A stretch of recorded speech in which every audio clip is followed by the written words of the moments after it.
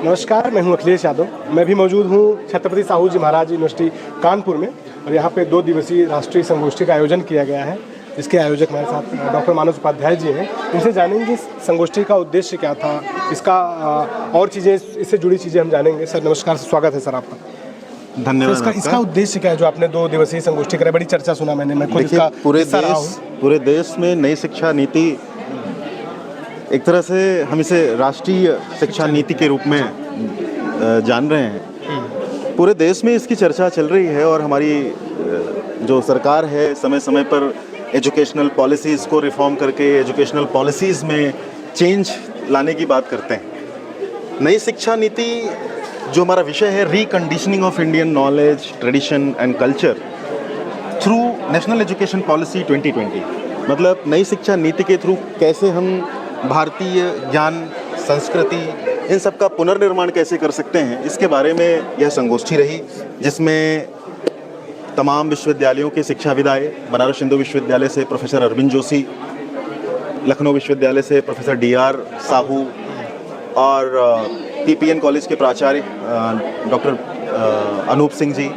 और इसके अलावा वैलिडिटी सेशन जो अभी आज हमारा शाम को है, उसमें professor Arvind Kumar Jha Indira Gandhi national open university से आ रहे हैं। बाकी हमारे 2 एक्सपर्ट्स ऑलरेडी बच्चों की अंडरस्टैंडिंग क्या है टुवर्ड्स NEP, इस बात को समझने के लिए 2 एक्सपर्ट्स ऑलरेडी यहाँ पे लखनऊ से आए हुए हैं और ये उसको बच्चों से इंटरेक्ट कर रहे हैं, जान रहे हैं कि कैसे हम इस पोस्टर मेकिंग को बच्चों ने कैसे किया है, और उसमें हम लोग फर्स्ट, सेकंड, थर्ड और कंसोलेशन प्राइजेस रख रहे हैं। एक मेरा सवाल ये है कि आप लंबे समय से शिक्षण क्षेत्र में काम कर रहे हैं, तो आपको जो पुरानी शिक्षा नीति थी और नई शिक्षा नीति में क्या मूलभूत परिवर्तन क्या लगे आपको, क्या बदलाव आ सकते हैं मेरा भविष्य को लेकर? मेरा जो मानना है कि आज के समय में हम लोग अचानक से अगर बात करने लगे कि भाई इंडियन नॉलेज सिस्टम, भारतीय ज्ञान परंपरा, तो भारतीय ज्ञान परंपरा की बात इसलिए प्रारंभ हो गई क्योंकि आज आप देख रहे होंगे कि जो नीतिगत मूल्य है वो बच्चों के अंदर और विश्वविद्यालयों के अंदर उसका ह्रास हो रहा है। समय के साथ साथ हमें अपने नॉर्म्स, वैल्यूज और स्किल्स को इन्हेंसमेंट करने की बात होती है और शिक्षा किसी भी देश में सबसे इम्पॉर्टेंट और स्ट्रॉन्ग टूल की तरह काम करता है उस देश के डेवलपमेंट में। अगर हमारा बच्चा सशक्त होगा तो हमारा देश सशक्त होगा, और इस पद्धति से हम लोग काम कर रहे हैं। तो हमें लगता है कि जो नई शिक्षा नीति है वह नीतिगत भावनाओं को, पारंपरिक भावनाओं को, हमारी सांस्कृतिक धरोहरों को अच्छा करने में, उसको सुदृढ़ करने में कामयाब हो रही है। और अभी तो एक चैलेंज भी है ये, क्योंकि जब भी हम कोई पॉलिसी लेकर के आ रहे होते हैं तो हमें ये भी देखना होता है कि उसमें क्वेश्चंस क्या क्या रेज हो रहे हैं, क्या इसका प्रॉपर इम्प्लीमेंटेशन हो रहा है, क्या अगर इम्प्लीमेंटेशन हो रहा है तो उसमें चैलेंजेस क्या क्या है। ये सारी बातों को हमें समझने की आवश्यकता है और इसके लिए हमने एक कभी वर्कशॉप भी हमने रखा है कि भाई जो चैलेंजेस हैं उनको हम लोग कैसे फेस करें। उस पर एक डिस्कशन भी है प्रोफेसर अरविंद कुमार झा का, जो शाम को वैलिडिटी सेशन में हम लोग। मेरा आखिरी सवाल ये है सर कि इस सेमिनार को कराने के लिए क्या क्या आपको चैलेंजेस आए, कितने दिनों की तैयारी रही और इसमें कितने रिसर्च पेपर आए और कितने लोगों ने प्रतिभाग किया? ये बड़ा महत्वपूर्ण प्रश्न है क्योंकि ये जो कुछ भी दिख रहा है ये उसके पीछे का पर्सपेक्टिव है। किसी भी सेमिनार की जो तैयारी है वो किसी घर में किसी फंक्शन से कम नहीं है।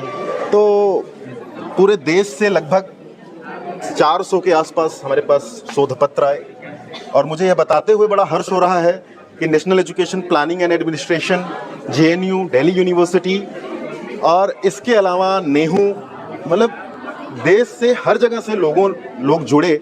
ऑनलाइन उन्होंने अपने पेपर को प्रेजेंट किया और उसके प्रॉपर सेशंस भी सारे चले और सब लोगों ने उसको अच्छी तरीके से उस सेशन में पार्टिसिपेट किया। अपने पेपर्स भी उन्होंने भेजे, जिसमें से एब्स्ट्रैक्ट बुक ऑनलाइन अवेलेबल है, कोई भी उसे एक सिंगल क्लिक पे डाउनलोड कर सकता है और उसे देख सकता है। इसके पश्चात अभी 2 महीने के अंदर हम नेशनल एजुकेशन पॉलिसी का जो गहन परिचर्चा है, क्योंकि जितने भी एक्सपर्ट्स ने अपनी बातचीत कही उसको सिर्फ हम 1 घंटे में या 1 दिन में कंपाइल नहीं कर सकते। इसकी पूरी रिपोर्ट हम लोग कंपाइल करेंगे और अपने विश्वविद्यालय के यशस्वी कुलपति प्रोफेसर विनय कुमार पाठक जी को हम वो रिपोर्ट भी उनको सौंपेंगे। आपके पास समय तो एक आखिरी सवाल जी, आप इस विश्वविद्यालय के हिस्सा हैं और मैं जानना चाहता हूँ कि कुछ दिन पहले NAAC द्वारा इस विश्वविद्यालय को A++ ग्रेड मिला है, उस पर आपका क्या कहना, क्या कहेंगे? देखिए, मैं तो बहुत गर्व महसूस करता हूँ कि मैं ऐसे विश्वविद्यालय में हूँ जहां पर हम सब लोगों ने मिलकर के नैक के लिए काम किया। मैं भी क्राइटेरिया 7 में नैक टीम का एक सदस्य था। क्राइटेरिया 7 में एक मेंबर था, मैं एक मेंबर के रूप में मैंने काम किया। पूरे विश्वविद्यालय की जो असली पूंजी है वो वहाँ के बच्चे होते हैं, और हमारे विश्वविद्यालय के जो यशस्वी कुलपति हैं उस पूरी पूंजी को उन्होंने बच्चों में समाहित करके रखा हुआ है।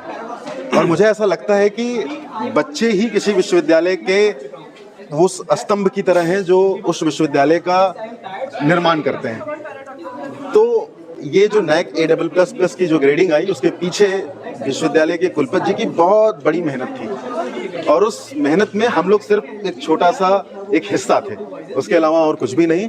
और मुझे लगता है कि हम लोग वो डिजर्व करते थे जो हमारी नैक की ग्रेडिंग आई है।